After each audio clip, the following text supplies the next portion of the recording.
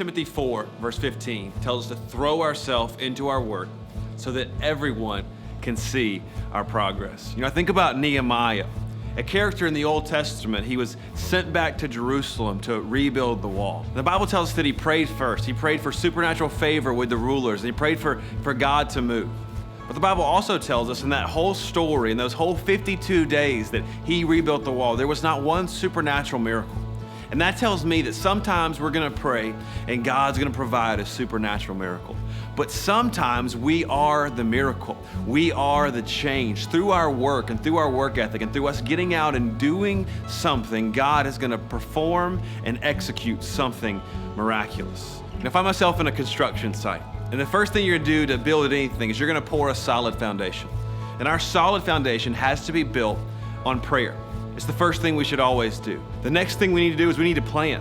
There needs to be a blueprint. There needs to be some systems that go into place. And there's a certain point that we've just got to put our work boots on, get our gloves, and do some work. At Action Church, we do work. The A-Team is a perfect example of this. We set up and tear down every week, and we could walk circles around those trailers all day, and we could pray and we can plan.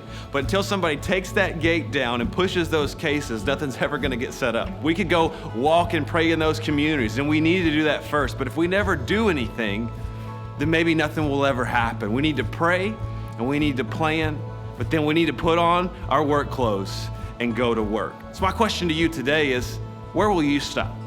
Will you stop at the foundation with prayer? Will you stop at the planning stage, or will you carry it to completion just like Nehemiah did and finish that wall, finish that project, finish that thing that God is calling you to do? Because there are people that you know in your sphere of influence that need Jesus. Pray for them, plan how to reach them, and then do some work, meeting them where they are and hopefully arranging a meeting with Jesus Christ so their life and their eternity will never be the same.